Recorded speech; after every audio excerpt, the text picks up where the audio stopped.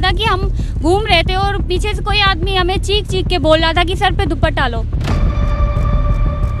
उन्होंने कुरान पढ़ा होगा, तर्जुमा पढ़ा होगा, ये जाहिल मदरसे वाले तो नहीं होंगे ना। आप पर क्या जुल्म हो रहा है? माशाल्लाह आप आज़ाद खड़ी हैं, यहाँ पे सब खड़े हैं, आज़ाद है माशाल्लाह से, तो कैसी आज़ादी चाहिए आपको? हम अगर कोई वाक़या पेश आता है तो हम मजहबी जमातों को क्यों बीच में लेकर आते हैं? अच्छा ये बताइए, आज किस हवाले से आई हुई हैं यहाँ पर आप? आज हम औरतों का आलमी दिन है, तो हम यहाँ आए हैं। यहाँ मुख्तलिफ सेशन है और यह हमारी आज़ादी के लिए है कि हमें हमारे साथ किस किस चीज़ के जुल्म हो रहे हैं। हम आप पर क्या जुल्म हो रहा है? माशाल्लाह आप आज़ाद खड़ी हैं, यहाँ पे सब खड़े हैं, आज़ाद है माशाल्लाह से, तो कैसी आज़ादी चाहिए आपको? हमारे साथ, मैं ये नहीं कह रही कि बहुत ज़्यादा जुल्म हो रहे हैं, लेकिन हम उतने भी सेफ़ नहीं हैं यहाँ। जैसे कि हम कहाँ बाज़ार जाते हैं या कहीं भी जाते हैं तो कुछ मजहबी लोग बोलते हैं, चीख चीख के बोल रहे होते हैं कि सर पे दुपट्टा लें, ये करें वो करें। तो वो कौन होते हैं हमें ये बोलने वाले? तो ऐसे कई और मिसालें हैं जैसे हम सिक्योर फील नहीं करते। तो आपको आज तक किसी ने कहा कि दुपट्टा लो बाहर? ये कल ही मेरे साथ हुआ था कि हम घूम रहे थे और पीछे से कोई आदमी हमें चीख चीख के बोल रहा था कि सर पे दुपट्टा लो। वो तो एक आदमी था, वो कोई जमात तो नहीं थी। इस तरह हम एक जमात को तो इल्ज़ाम नहीं दे सकते ना। हाँ, तो जमात वाला अभी हुआ है ना, ये लाहौर वाला हलवा वाला, तो ये क्या था फिर? देखिए जो लाहौर में वाक़या पेश आया ना हलवा वाला, देखिए कोई भी मुक़द्दस चीज़ होती है, वो अगर किसी चीज़ की मुशाबत देती है, आपको पता है पाकिस्तान में तालीम कैसी है, यहाँ पे उर्दू बोली जाती है, अरबी तो नहीं बोली जाती।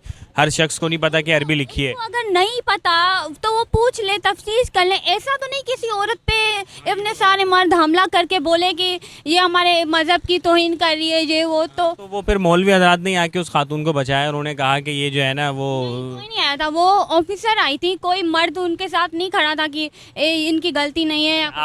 पुलिस, हमारी पाकिस्तान की जो पुलिस है, आधा पौन घंटा तो आती नहीं है जब भी कंप्लेन की जाती है।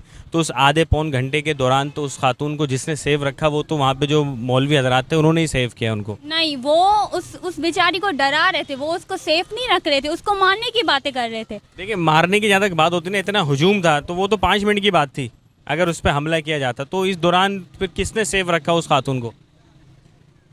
उसमें और सारी भी औरतें होंगी या कुछ ऐसे, मैं नहीं कहती कि सारे मर्द ऐसे हैं, कुछ होते हैं अच्छे, लेकिन मेजॉरिटी ऐसे जाहिलों की है हमारे पास। लेकिन मैं आपस में एक बात कर रहे हैं कि हम अगर कोई वाक़या पेश आता है तो हम मजहबी जमातों को क्यों बीच में लेकर आते हैं?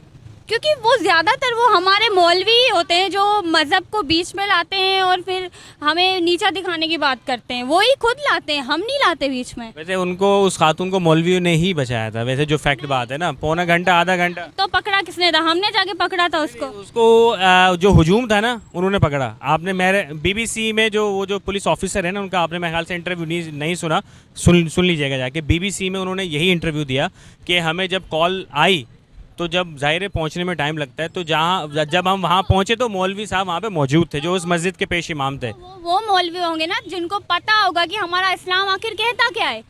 उन्होंने कुरान पढ़ा होगा, तर्जुमा पढ़ा होगा, ये जाहिल मदरसे वाले तो नहीं होंगे ना। मेरा कहना यही है कि अगर कोई भी ऐसा वाक़या होता है तो हम पूरे इस्लाम पे तनकीद करना शुरू कर देते हैं। मौलवी हजरत, हम जस्ट ये कहें कि ये शख्स ख़राब है, ना कि पूरे जो है वो सर्कल ख़राब है। नहीं करते, हम उन जाहिलों पे तनकीद करते हैं जो ऐसी हरकतें करते हैं।